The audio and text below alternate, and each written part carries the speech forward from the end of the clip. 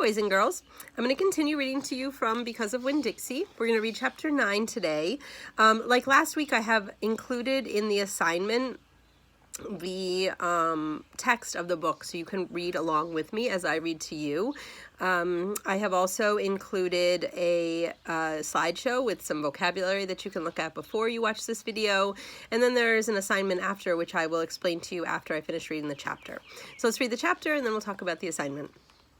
Just about everything that happened to me that summer happened because of Winn-Dixie. For instance, without him, I would have never met Gloria Dump. He was the one who introduced us. What happened was this. I was riding my bike home from Gertrude's Pets, and Winn-Dixie was running along beside me. We went past Dunlap and Stevie Dewberry's house, and when Dunlap and Stevie saw me, they got on their bikes and started following me. They wouldn't ride with me, they just rode behind me and whispered things I couldn't hear.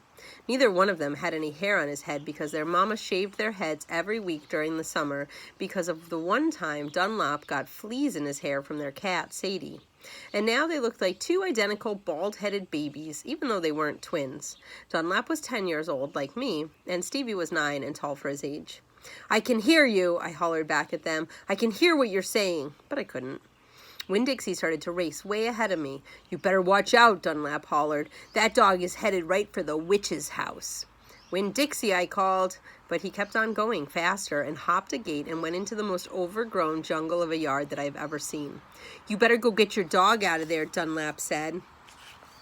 "The witch will eat that dog," Stevie said. "Shut up," I told them. I got off my bike and went up to the gate and hollered, "Winn-Dixie, you better come on out of there." But he didn't.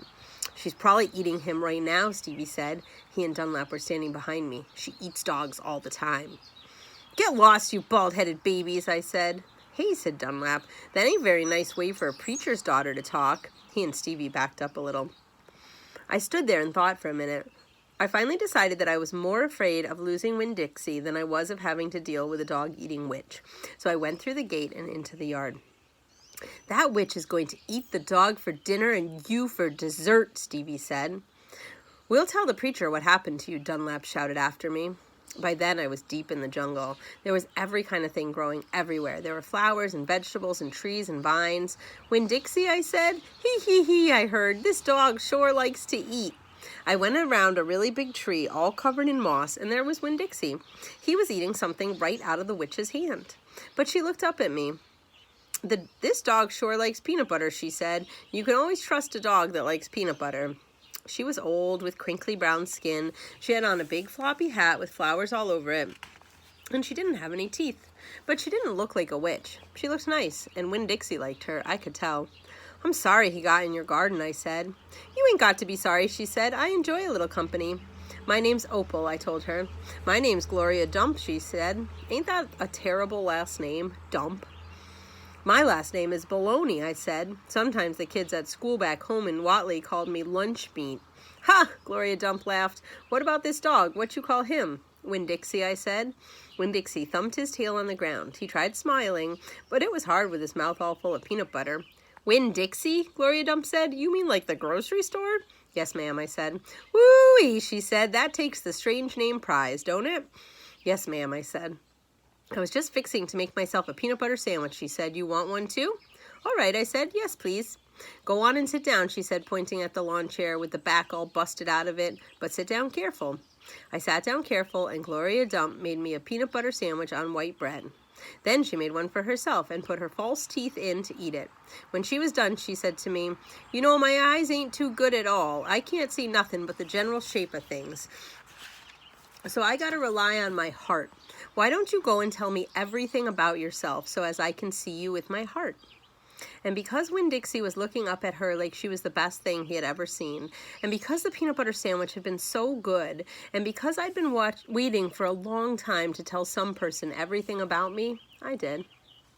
So that's the end of chapter 9. Opal made another new friend, which is so sweet. So the assignment for this week is to, after you've listened to the chapter one time, please listen to it again, at least once, maybe more, and pay attention to the difference between Dunlap and Stevie's opinion about Gloria Dump and Opal's opinion about Gloria Dump. right? They had very different opinions, if you remember. Complete the graphic organizer with 2 to 3 different opinions of Opal and Dunlap and Stevie, using evidence from the text. I've done the first one for you. After you complete the graphic organizer, you will use the information to write a paragraph, using evidence from the text to show the contrast between how Opal feels about Gloria Dump and how Dunlap and Stevie feel about Gloria Dump. After the graphic organizer, there are sentence frames to help you write your paragraph.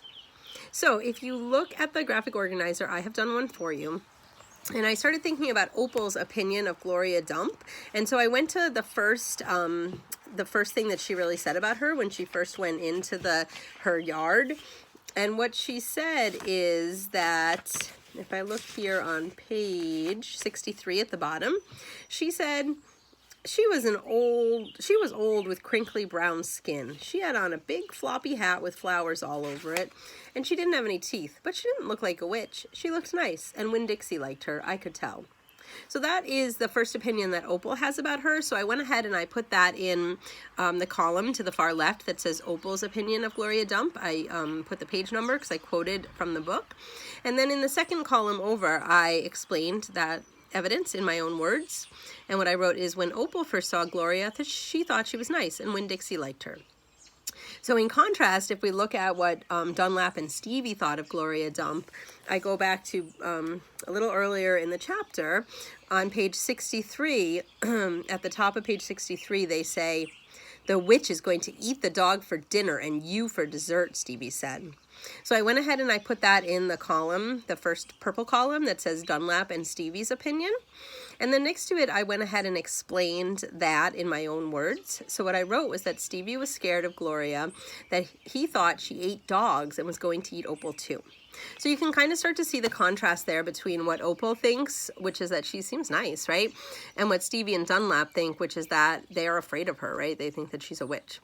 So I would like you to come up with 1 to 2 more pieces of evidence that show the difference between how Stevie and Dunlap feel about Gloria and how Opal feels about Gloria. So you'll put your evidence in and then you will explain it in your own words. And then if you scroll down to the end of the graphic organizer, you will see some sentence frames, excuse me, where you can go ahead and use the information from the graphic organizer to plug into the blanks in the sentence frames, and you can write your paragraph explaining the difference, showing how to contrast the opinions of 2 characters. So I hope this has been helpful. Next week, because I think it's our last week, I will probably read to you the whole story, because I don't want to leave you without knowing how the story ends. All right, I hope this has been helpful. Don't forget to share your work with me. And I will see you guys soon.